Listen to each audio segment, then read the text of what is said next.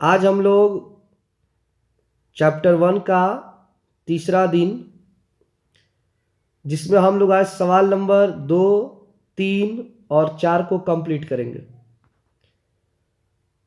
कल हम लोगों ने 1 नंबर सवाल में जो 3 सवाल दिए थे उनको हल किए और उसके आधार पर 12 सवाल घर से बनाए।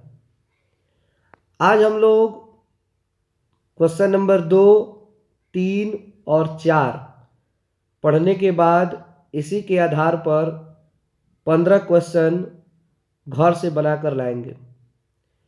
प्रत्येक क्वेश्चन पर 5-5 क्वेश्चन दिया गया है, यानी कि हर सवाल पर 5 उसी प्रकार का अंक चेंज कर करके आपको क्वेश्चन दिए गए हैं जो आप लोग घर से बनाकर लाएंगे।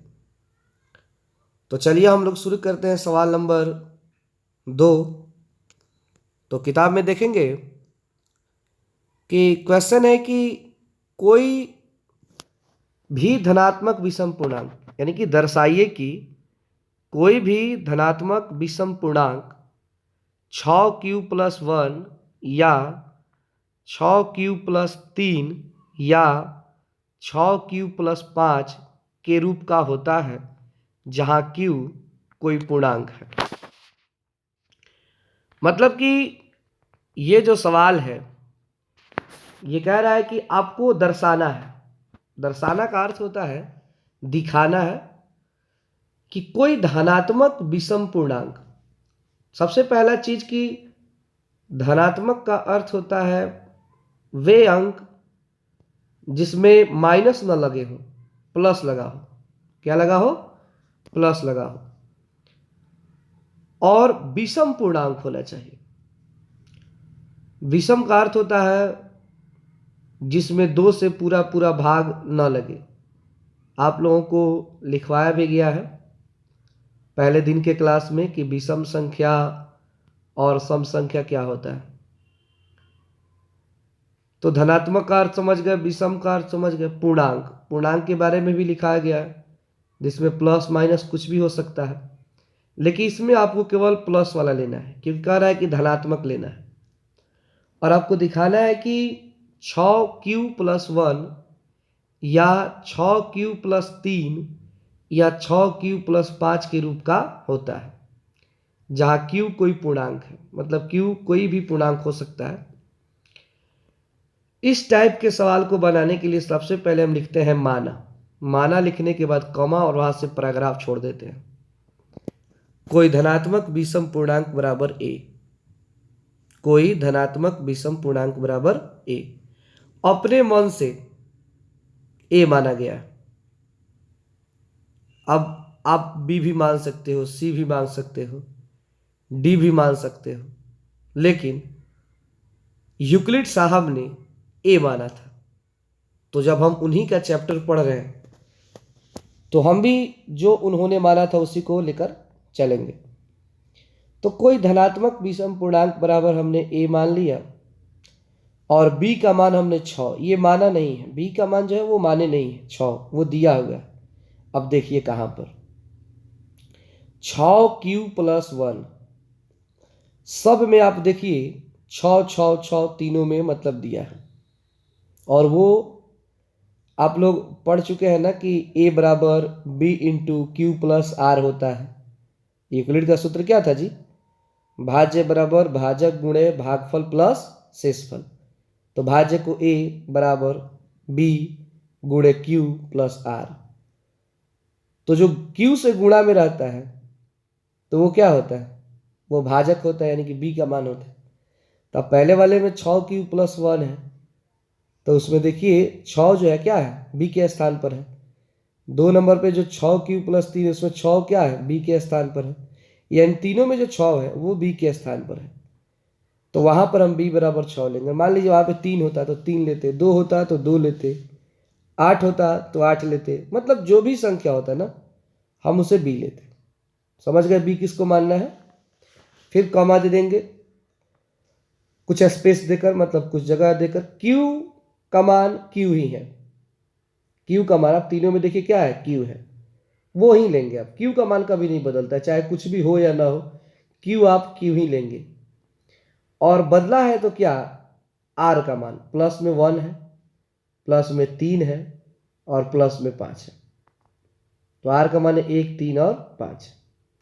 तो हम आर का मान 1, 3, 5 लेंगे, लेकिन 1, 3, 5 के बीच में जो भी अंक आएंगे उनको भी लेकर चलेंगे। ये यूक्लिड साहब ने बताया था। तो 1 और 3 के बीच में क्या आता है, 2 आता है, तो 1, 2, 3। 3 और 5 के बीच में क्या आता है, तो 4 आता है, तो 1, 2, 3, 4, 5। तो इस प्रकार हमने क्या देखा जी, कि धनात्मक विषम पूर्णांक हमने ए माना, यानी भाज्य ए हो गया, भाजक बी यानी 6 हो गया, भागफल क्यू हो गया और शेषफल 1, 2, 3, 4, 5 हो गया। तो इस टाइप के सवाल आपको 5 दिया गया है, अंक केवल चेंज किया गया है, तो आप आसानी से उसमें से ए, बी, क्यू, आर आराम से लिख सकते हैं। ठीक है। उसके बाद लिखेंगे यूक्लिड विभाजन प्रमेयिका से। इतना मानने के बाद क्या लिखना है आपको, यूक्लिड विभाजन प्रमेयिका से। और यूक्लिड विभाजन प्रमेयिका का सूत्र क्या कहता है जी, ए बराबर B into Q plus R. तो यहाँ पे हम लिखेंगे आर बराबर 1, जब आर बराबर 1, बारी बारी से पांचों का यूज करेंगे। तो आर बराबर 1 रखेंगे तो यूक्लिड विभाजन प्रमेयिका क्या कहती है, ए बराबर B into Q plus R, A बराबर B into Q plus R. तो ए का मान ए, बी का मान 6 इंटू यानी गुणा है, और क्यू का मान क्यू, और आर का मान आप 1 लेकर चले हैं। देख लीजिए ऊपर, बी बराबर 6, क्यू बराबर क्यू और आर बराबर आपने क्या माना है, 1 माना है। तो ए बराबर B into Q R plus R पे सजाएंगे तो ए का ए रहने देंगे, बराबर का बराबर, बी के जगह 6 और क्यू का क्यू, 6 में क्यू से गुणा होगा तो 6 क्यू, और प्लस का प्लस और आर के जगह 1 हो जाएगा। तो ए का मान कितना आ गया, 6 क्यू प्लस 1। फिर लिखेंगे जब आर बराबर 2, फिर फॉर्मूला लिखेंगे ए बराबर B into Q plus R. A का ए लिखेंगे, बी का मान 6, क्यू का मान क्यू, प्लस का प्लस और आर का मान 2। फिर उसी तरह 3 रखेंगे। समझ में आ रहा है ना बात, कि मतलब क्या, केवल आर का मान बदल रहा है, 1, 2, 3, 4, 5 हो जाएगा, बस इतना ही दिखाना है। फिर आर बराबर आप 3 रखते हैं, तो जब आर बराबर 3 रखेंगे तो ए बराबर B into Q plus R. A का ए लिखेंगे, बी का मान 6, क्यू का क्यू, प्लस का प्लस और आर का मान 3। फिर आर बराबर 4, तो ए बराबर B into Q plus R. A बराबर बी का मान 6, क्यू का क्यू, प्लस का प्लस और यहाँ पर आर का मान 4 रखेंगे। फिर आर बराबर 5 और ए बराबर B into Q plus are.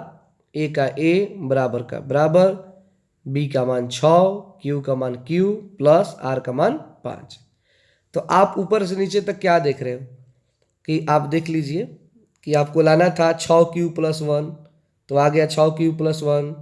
6 Q plus 3 लाना था, वो भी आ गया, 2 तो आएगा ही, 3 भी आ गया, 4 भी आ गया, 5 भी आ गया, यानी 1, 3, 5 सेट कर गया। तो आप लास्ट में लिख देंगे अतः कोई भी धनात्मक विषम पूर्णांक 6 क्यू प्लस 1 या 6 क्यू प्लस 3 या 6 क्यू प्लस 5 के रूप का होता है। तो इस तरह हमारा ये सवाल क्या हो गया, कंप्लीट हो गया। इसी के आधार पर आपको घर से 5 सवाल मिलेंगे जो आप लोग बनाकर लाएंगे। तो चलिए अभी इसको उतार लीजिए।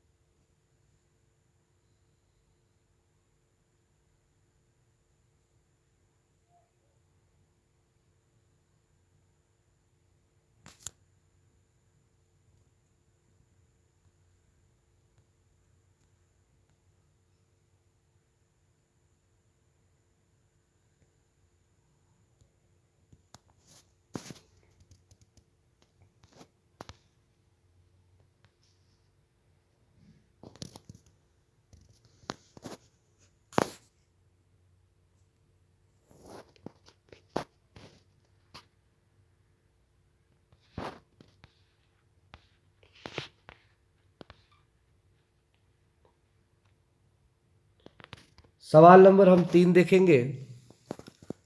क्वेश्चन है कि किसी परेड में 616 सदस्यों वाली एक सेना की टुकड़ी को 32 सदस्यों वाले एक आर्मी बैंड के पीछे मार्च करना है। दोनों समूहों को समान संख्या वाले स्तंभों में मार्च करना है। उन स्तंभों की अधिकतम संख्या क्या है जिसमें वे मार्च कर सकते हैं? तो सबसे पहला चीज, सवाल को समझिए कि कोई परेड हो रहा है। परेड का अर्थ होता है ना कि जब 26 जनवरी या 15 अगस्त आता है तो दिल्ली में जब 26 जनवरी को राष्ट्रपति जी झंडा फहराते हैं और 15 अगस्त को प्रधानमंत्री जी झंडा फहराते हैं, तो झंडा फहराने से पहले उस तिरंगे की शान के लिए और झंडा फहराने के बाद भी उसकी शान को बढ़ाने के लिए हमारे देश के नौजवानों को एक कतार बनाकर, एक लाइन बनाकर उसमें परेड करवाया जाता है। आ रहा है 26 जनवरी, तो आप लोग देखिएगा कि जब झंडा का टाइम होगा तो उसके पहले भी उसके बाद भी सैनिक लोग परेड करेंगे। जैसे आगे पीछे हाथ करके लेफ्ट राइट करते हैं ना, वो परेड कहलाता है। उसमें 616 सेना है, यानी जो टोटल सेना है वो कितनी सेना है जी? 616। और प्रत्येक लाइन के पीछे बैंड वाले बैंड बजा रहे हैं। बैंड समझते हैं ना, बाजा बैंड वाले, उनकी जो संख्या है वो 32 है। आप लोग जब 26 जनवरी को झंडा फहराया जाएगा या 15 अगस्त को, तो टीवी पर देखिएगा, सब दिखाता है कि कैसे बैंड बजता है, कैसे परेड होता है, बहुत अच्छे तरीके से दिखाया जाता है। तो उनके पीछे आर्मी बैंड वाले क्या करेंगे? चलेंगे, मार्च करेंगे। मार्च करना का अर्थ होता है महीना नहीं, मार्च महीना का बात नहीं हो रहा है। मार्च करना का अर्थ होता है उसके पीछे चलना या घूमना। मार्च मतलब होता है घूमना।